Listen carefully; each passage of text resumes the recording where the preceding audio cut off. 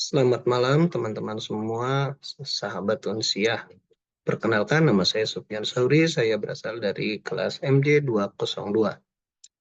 Kali ini saya akan mempresentasikan terkait peran sektor jasa keuangan di Indonesia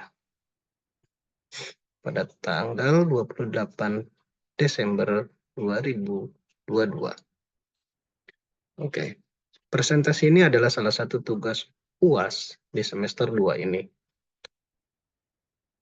Dari mata kuliah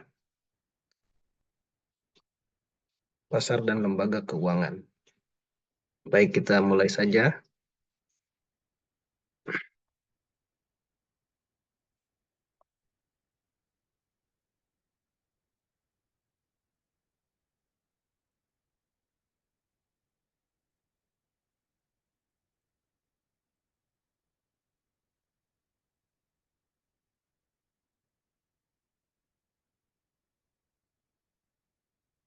Peran sektor jasa keuangan di Indonesia. Sektor keuangan, jasa keuangan di Indonesia. Sektor jasa keuangan memainkan peran penting dalam mendorong pertumbuhan ekonomi Indonesia. Sektor ini menyediakan layanan keuangan yang vital bagi masyarakat, mulai dari pembiayaan, investasi, hingga manajemen risiko. Pesan sentral sektor jasa keuangan akan semakin terlihat dalam pemulihan ekonomi nasional pasca pandemi. Tujuan kinerja sektor jasa keuangan tahun 2022. Yang pertama, pasar modal. Di tahun 2022, jumlah investor pasar modal mencapai 10,31 investor. Dukungan kemudahan masyarakat mengakses instrumen pasar modal secara digital mendukung lonjakan pertumbuhan investor sebesar 37,68% YoY. Penghimpunan dan peningkatan sebesar 267,73 triliun dan emiten baru tercatat sebanyak 71 emiten. Yang kedua, dari sektor perbankan. Kredit perbankan tahun 2022 tumbuh sebesar 11,16% YoY. Dengan nominal kredit secara MTM naik sebesar 13,96 triliun rupiah menjadi 6.347,5 triliun rupiah. Dana pihak ketiga DPK tumbuh sebesar 8,78% YoY menjadi 7.974 triliun rupiah. Utamanya didorong dari peningkatan tabungan dan deposito. Lalu yang ketiga, industri keuangan non-bank. Industri non-bank tetap tumbuh, di antaranya akumulasi pendapatan premi sektor asuransi meningkat 0,44% YoY sebesar 280,24 triliun rupiah. Piutang pembiayaan meningkat 12,96% YoY sebesar 409,49 triliun rupiah. Aset dana pensiun meningkat sebesar 5,06% sebesar 341,87 triliun rupiah. Vintage P2P lending meningkat 72,68% YoY sebesar 50,30 triliun rupiah. Lalu strategi OJK dalam mendukung peningkatan peran sektor jasa keuangan pada tahun 2022. Dari segi pengawasan intensif, OJK melakukan pengawasan ketat terhadap pelaku industri jasa keuangan untuk memastikan kepatuhan terhadap peraturan dan menjaga stabilitas sektor ini. Fasilitasi inovasi. OJK mendorong pengembangan produk dan layanan keuangan inovatif yang dapat meningkatkan akses masyarakat terhadap jasa keuangan. Lalu yang ketiga, kolaborasi strategis. OJK menjalin kerjasama dengan pemangku kepentingan seperti pemerintah dan industri untuk memperkuat sinergi dalam mendukung pertumbuhan sektor jasa keuangan. Lalu yang keempat, peningkatan kapasitas. OJK terus meningkatkan kapasitas pengawasan dan pembinaan untuk memberikan arahan yang lebih efektif bagi industri jasa keuangan. Kebijakan OJK di sektor jasa keuangan tahun 2022. OJK telah mengambil beberapa kebijakan antisipatif dan terukur di tahun 2022 dalam rangka menjaga stabilitas sektor jasa keuangan, memperkuat ketahanan industri jasa keuangan, dan meningkatkan dukungan sektor keuangan dalam pemulihan perekonomian nasional. Lalu program-program kebijakan OJK di sektor jasa keuangan tahun 2022. Yang pertama, mitigasi peningkatan risiko eksternal terhadap stabilitas sektor jasa keuangan. Yang kedua, kebijakan mendukung pemulihan perekonomian nasional. Yang ketiga, penguatan infrastruktur sektor jasa keuangan. Yang keempat, penguatan pengawasan serta integritas pasar dan sektor keuangan.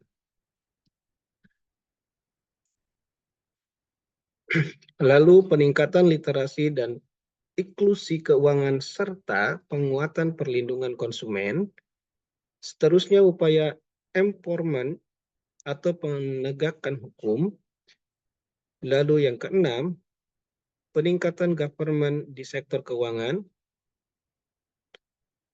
Lalu yang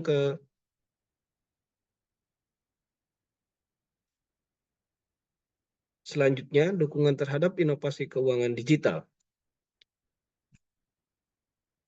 Kebijakan OJK di sektor jasa keuangan pada tahun 2022 dapat dinilai sebagai langkah tepat untuk meningkatkan peran industri jasa keuangan dalam mendukung pertumbuhan ekonomi berkelanjutan.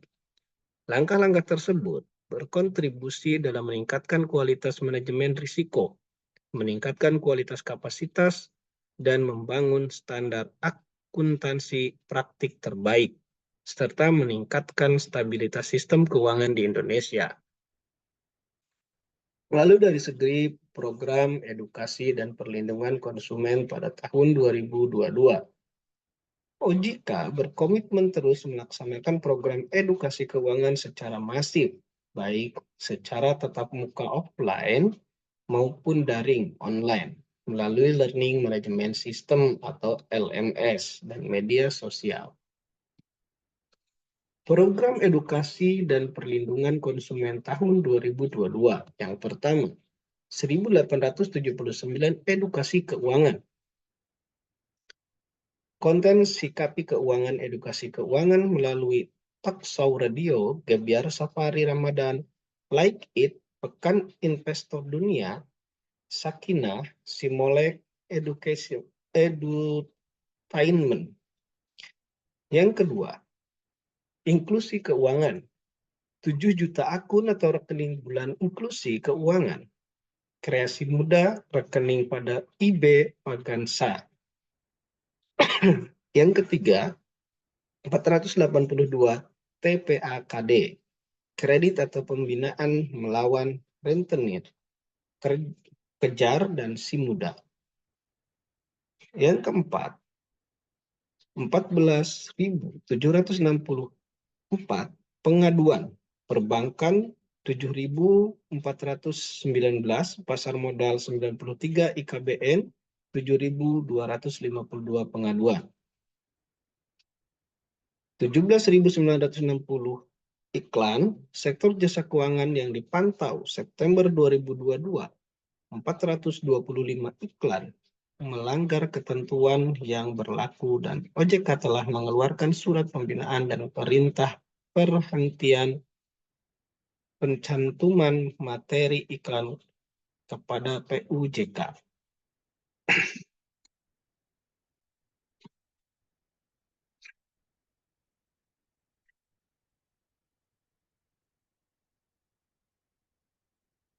Program perlindungan dan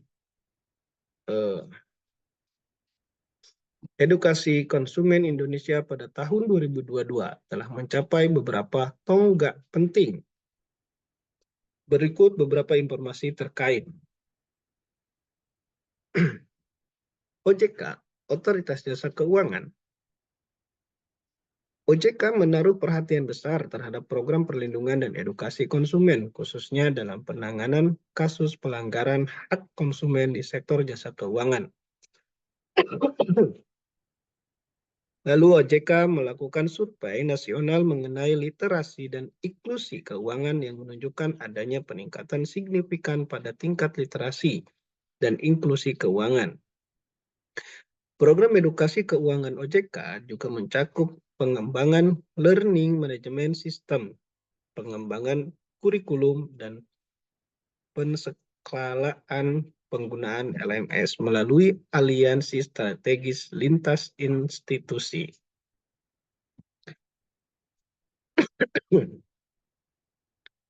Fokus pengawasan OJK pada tahun 2023 memperkuat daya tahan dan integritas.